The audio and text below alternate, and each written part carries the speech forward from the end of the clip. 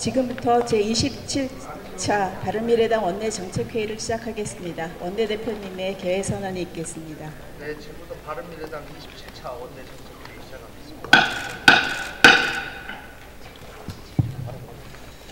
예, 연일 바른미래당에 계신 의원님들도 고생하시지만 또 언론인 여러분 고생이 많으십니다. 선거 개혁 더 이상 회피할 일이 아닙니다. 양당의 신속한 결단을 다시 한번 촉구합니다. 우리나라의 사회 각 분야에 걸쳐서 제도 개혁이 절실하고 그 시작은 정치 개혁에서부터 시작돼야 합니다.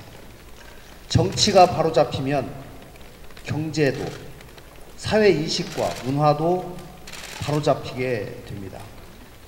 지난 촛불 시위에서 도출된 민심 역시 제도 개혁을 통해서 공정하고 정의로운 사회를 만들라는 것이었습니다. 그런데 지금 우리나라는 대통령만 바뀌었을 뿐 제도는 여전히 그대로이고 제대로 된 개혁 역시 찾아보기가 힘듭니다. 양당은 아직도 선거 개혁의 진정성을 보여주지 못하고 있습니다. 민주당은 어제서야 연동형 비례대표제를 기본 방향에 동의한다는 입장을 표명했습니다.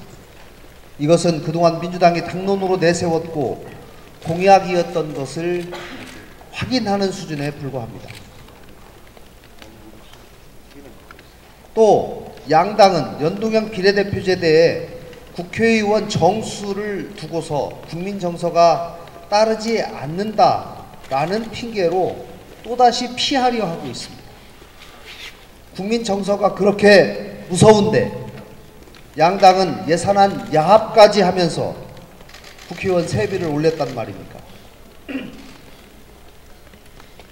선거 개혁과 같이 국회가 반드시 해야 할 또 올바른 일을 두고서 국민 정서를 따지면서 그 뒤에 숨는 것은 비겁한 행동입니다. 저도 개인적으로는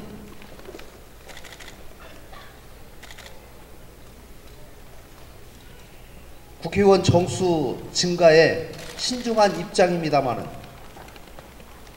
상황을 한번 보겠습니다. 87년부터 지금까지 국회의원 정수는 300명이었습니다. 87년에 1년 국가 예산이 15조 원이었습니다. 올해 예산 470조 원입니다. 87년에 우리나라의 인구수가 4,100만이었고 2018년에는 5,100만입니다. 87년에 1년 동안 국회에서 통과된 법안의 수가 117건이었습니다. 올해 지금까지만 2,389건입니다. 국회의 일이 얼만큼 증가했고 대표성이 얼마나 감소되었는지를 능히 알 수 있는 수치들입니다. 대부분의 정치학자들은 사표 방지와 국민 참여 증대를 위한 또 민주주의의 향상을 위해서 연동형 비례대표제를 주장하고 있습니다. 이 과정에서 국회의원 정수의 증가도 어느 정도는 불가피하다라는 말을 하고 있습니다. 국회의원 정수가 확대될 경우에 반드시 현재 300명이 쓰는 예산의 범위 안에서 30명이 됐건 60명이 됐건 그 부분을 논의하자는 것이 국회의원 정수를 증가의 불가피성을 인정하는 사람들의 입장이기도 합니다. 또 정수 확대를 하지 않고 지역구를 줄여서 연동형 비례대표제를 도입하는 방안 역시 이미 나와 있습니다. 여러 가지 방안을 놓고 국민을 설득하면서 공감을 얻어내는 이 일에 국회가 피해서는 안 됩니다.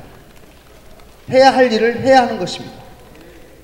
지금이 아니면 선거 개혁을 하지 못한 국회와 정치권에게 국민들은 나중에 더 큰 원성과 항의를 분명히 할 것이라고 저는 확신합니다.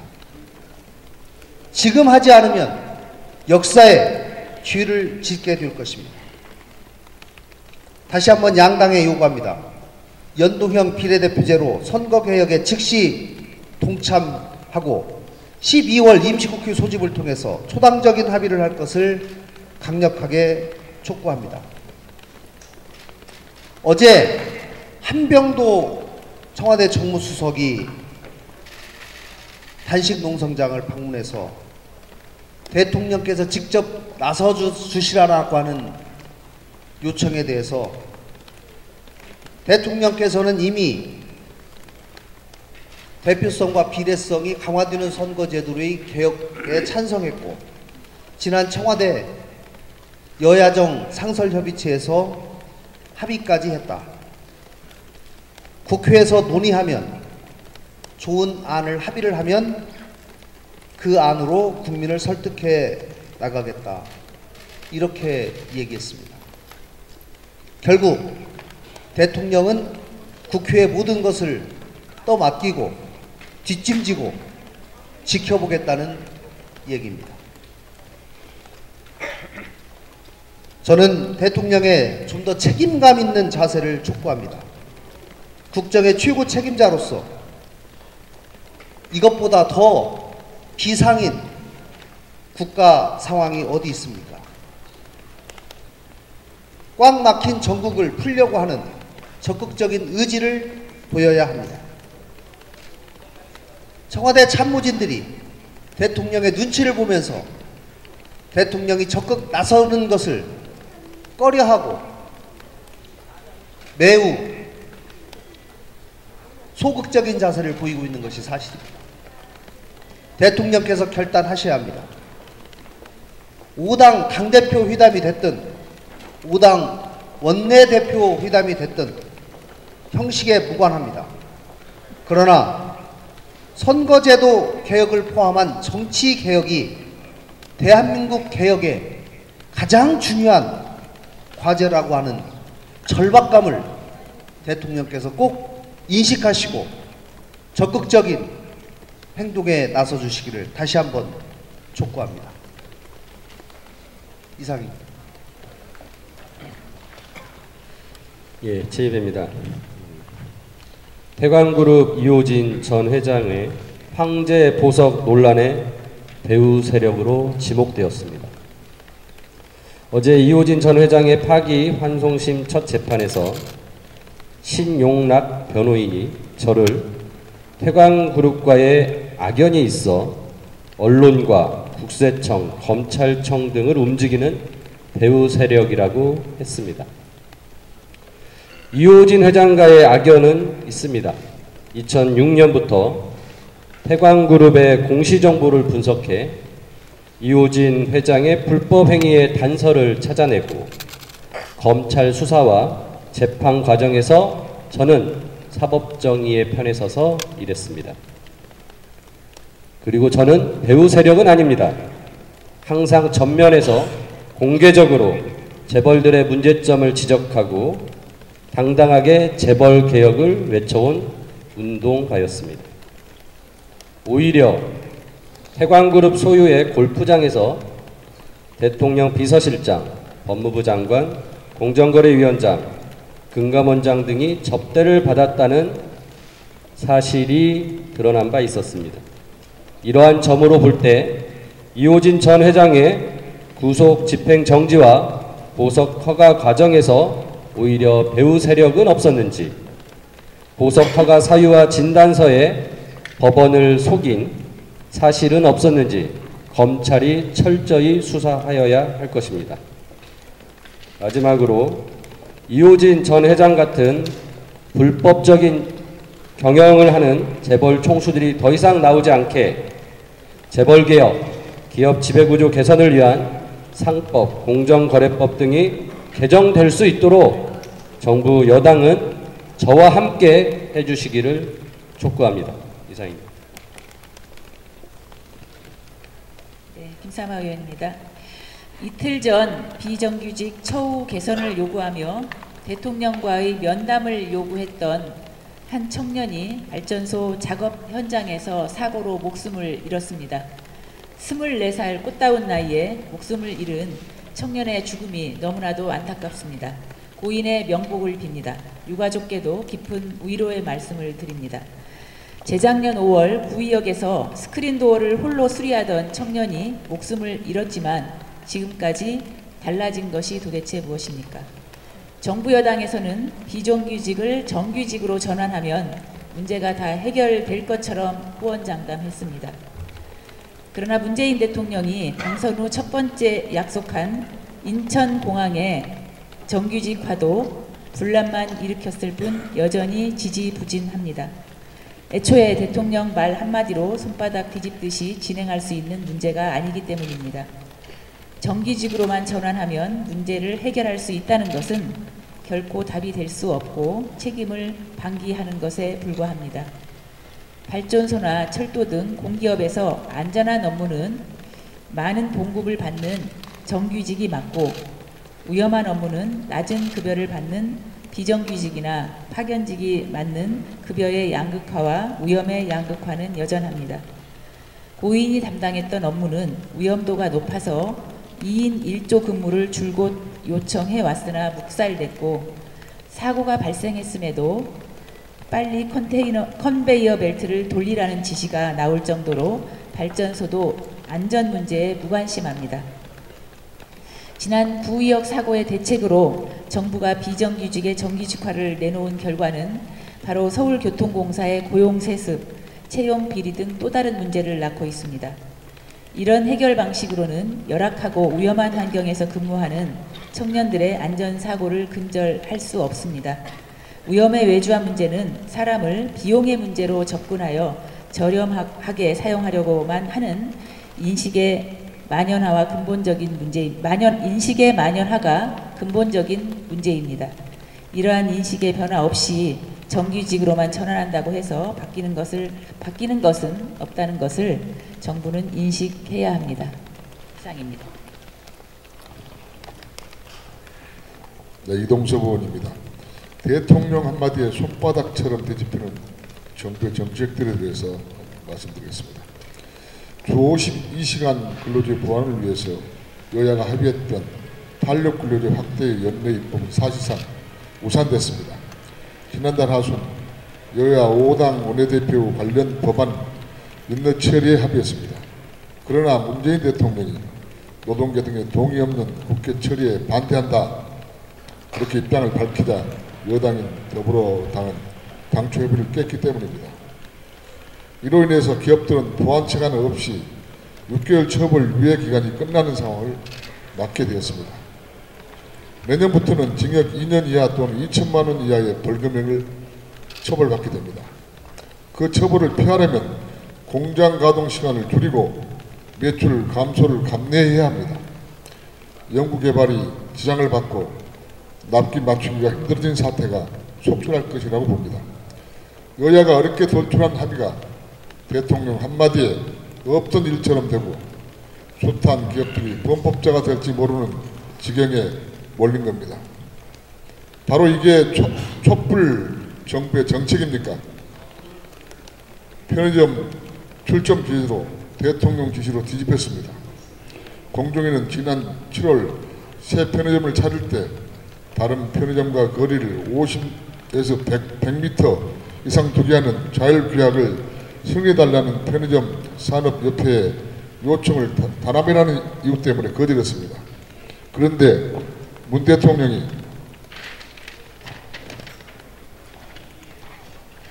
편의점 가압일 문제를 해소하라고 지시하자 갑자기 180도 입장을 바꾸는 태도를 보였습니다. 불과 몇 달 만에 전환 태세였습니다.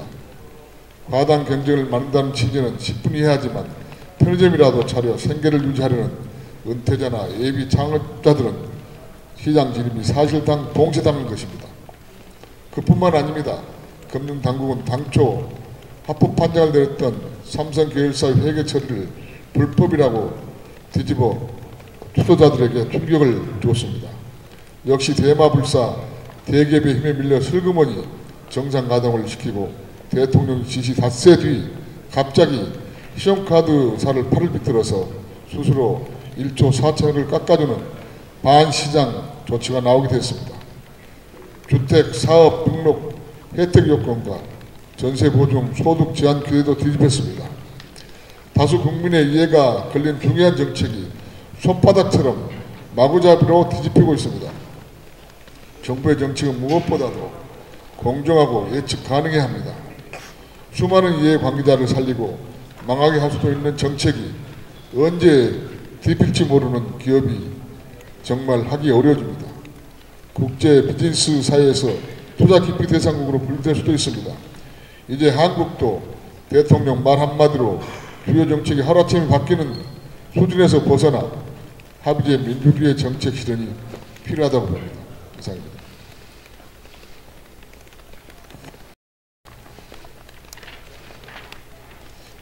한 말씀 드릴게요. 2년 전 우리는 새로운 시대, 새로운 정부를 꿈꿨습니다. 그래서 문재인 정부가 출범됐습니다.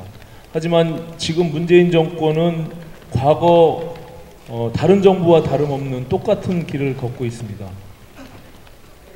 청와대 정부, 그리고 수도 없는 낙하산 인사, 그리고 개혁의 동력은 여지없이 추락하고 있습니다.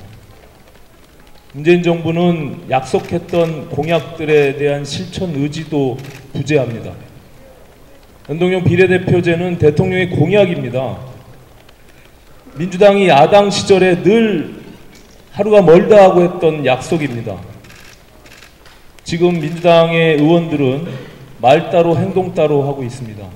겉으로는 야 3당이 주장하는 내용과 다르지 않다라고 하면서 실제는 그것이 정말로 될 수 있겠어 라고 하는 비아냥거린 목소리를 내고 있습니다. 진정성도 없고 의지도 없습니다. 개혁에는 용기가 필요합니다. 저는 문재인 대통령의 용기, 그리고 국민들과 약속을 실천하겠다고 하는 진정성을 보고 싶습니다. 이에 민주당은 야 3당이 주도하고 있는 선거제도 개혁에 본인들이 중심에 서야 됩니다. 이것은 집권 여당의 몫이지 야 3당의 몫이 아닙니다. 본인들이 약속을 실천하기 위해서 다시 한번 결의를 다지고 반드시 약속을 지켜주시기 바랍니다. 사개특위가 법원 소위가 오늘 가동됩니다. 대법원에서 법원의 개혁에 대한 안을 어저께 발표했습니다. 검경 소위는 지금 가동되지 못하고 있습니다. 검경 수사권 조정과 그리고 공수처 설치와 관련한 내용들이 의견들을 좁혀가고 있는 과정 속에서 오히려 더불어 한국당의 밀실 야합이 그 개혁의 동력을 주춤하게 만들었습니다. 과연 민주당은 앞으로 한국당과 과연 정치개혁 그리고 검찰개혁을 이뤄낼 수 있는지 지켜보고자 합니다. 그동안 여당의 우호적이었던 저희 바른미래당과 민주평화당, 정의당을 등을 돌려서 더불어민주당과 한국당이 국회를 어떻게 운영할 수 있는지 국민들은 지켜보고 있습니다. 민주당은 이 부분에 대해서 통렬히 반성하고 새로운 시대를 열기 위한 연동형 비례대표제를 반드시 실천해 나가기를 다시 한번 촉구합니다. 이상입니다. 최두자 의원입니다. 지난달 고양시 교유소 화재와 지하통신구 화재로 많은 국민이 불편을 겪었고 이번 달 4일에는 고양시 열성수관 파열로 안타까운 사상자가 발생하기도 했습니다. 사건이 발생할 때마다 정부와 관계자들은 책임자 문책과 긴급 점검에만 열을 올렸지만 말뿐입니다. 지난 11일 목동에서는 또다시 온수관이 파열돼 많은 주민이 추위에 떨었습니다. 이 온수관의 관리 주체는 서울에너지공사로 박원순 시장이 작년 2월 설립한 서울시 산하 공공기관입니다. 8년 이상 서울시장으로 재임하며 미리 안전조치를 취하지 않는 박 시장은 현장에서 사과 한마디 없이 남의 일처럼 비판만 하다 떠났습니다. 발밑 안전을 위해 원래 내년까지 완료 목표였던 지하 공간의 통합 지도는 국토부 예산 문제로 현재 서울 등 8개 지역과 수도권 일부만 구축됐고 정작 노후 갈로가 많은 일기 신도시 고양은 아직 시작도 못했다고 합니다. 그마저도 통신구와 같은 민간 시설은 쏙 빠져 있습니다. 이를 통합 관리할 컨트롤 타워는 있을 리가 없습니다. 도시의 다양한 인프라가 평범한 사람들의 일상을 이어가고 있습니다. 예방적 시설 투자와 관리가 선행되어야 합니다. 근본적인 처방과 대안이 없이 사건이 발생할 때마다 그것만 땜질하는 땜질식 뒷북 행정이 반복되고 있습니다. 노후된 각종 인프라에 대한 정부의 종합적인 안전대책 마련을 촉구합니다. 이상입니다. 과방위 간사 신정현 의원입니다. 김정은 위원장의 방문을 환영한다. 나는 공산당이 좋다. 이는 지난 4일 공영방송 KBS 시사 프로그램 오늘 밤 김제동에 출연한 김정은 위인맞이 환영단 김수근 단장의 인터뷰 발언입니다. 많은 국민들은 김정은을 찬양하는 듯한 방송이 공영방송을 통해 여과 없이 방영된 것에 대해 비판의 목소리를 높이고 있습니다. 오늘 밤 김제동 측은 다른 언론을 통해 이미 보도됐던 내용이고 반대 논리도 담았다는 이유를 대고 해명하고 있지만 이에 대한 비판 여론은 수신료 징수 거부로까지 이어지는 등 사그라들지 않고 있습니다. 그런데 이 와중에 어제 12일 방송통신위원회는 공영방송의 공공성을 저해할 수 있는 지상파 중간 광고를 허용하는 방송법 시행령을 입법 예고했습니다. 당혹스럽기 그지없습니다. 얼마 전에 있었던 KBS 사장 인사청문회 당시에 저는 중간 광고 도입은 시청권 침해를 최소화하는 방안 그리고 KBS 등 공영방송의 자체 경영 자구책 마련과 실행이 전제되어야 함을 강조한 바 있었습니다.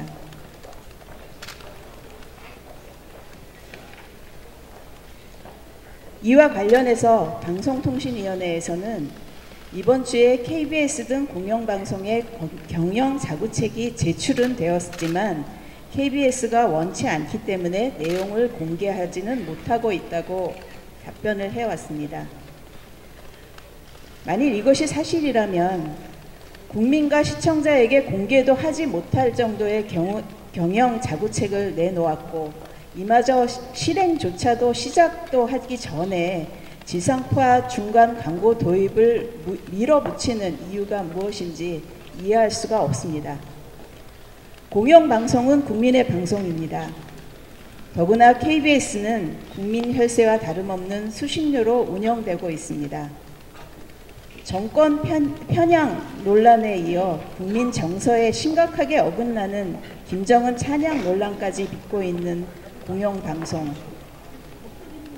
중간 광고 허용이 정권 편향 방송에 대한 보답이 아니라면 방송통신위원회는 중간 광고 도입 결정을 원점에서 재검토해야 할 것입니다. 이상입니다.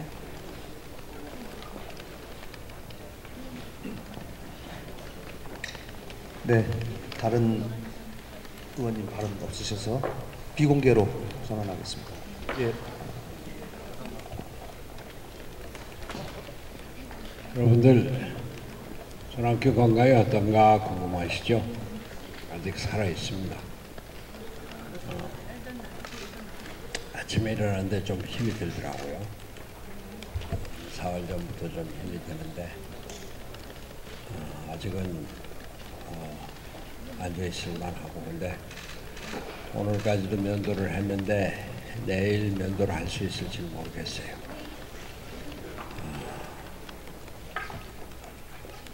몸무게가 하루에 500g 정도씩 빠졌는데 오늘 한 1kg 빠졌더라고.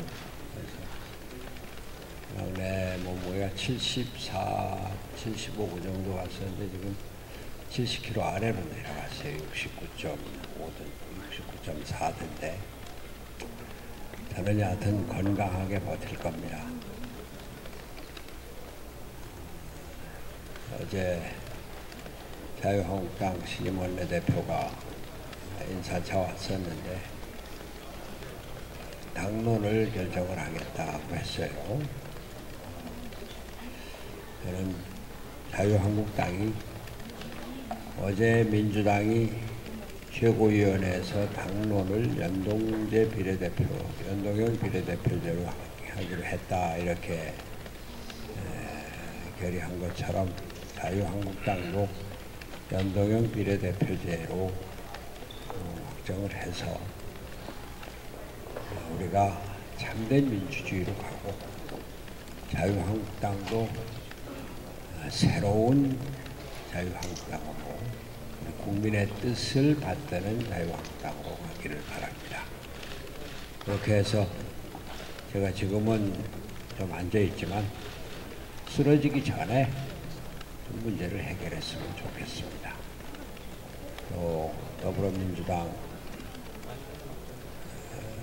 연동형 비례대표제를 당론으로 채택한 것은 진일보한 것이고 평가를 합니다. 근데 좀 더 적극적으로 나서고 대통령도 지금 우리 경제 어려운데 해결에 나서는 모습은 보기가 좋습니다. 다른 한편 당면한 정치 현안인 연동형 비례대표제에 대해서 좀 더 적극적인 자세를 보여주기 바랍니다. 그리고 이게 한 가지만 말씀드리면 이걸 정계특위에다 넘긴다, 이거는 책임 없는 얘기입니다. 여야당 5당이 합의를 하고 그 전에 원내 3당이 원내 교섭단체 3당이 연동형 비례대표제로 확실하게 합의를 해서 연동형 비례대표제는 이제는 돌릴 수 없는 길이 되도록 확인을 하고 구체적인 세부적인 사항을 정계특위에 넘기는 이런 길이 되어야 할 것입니다. 감사합니다.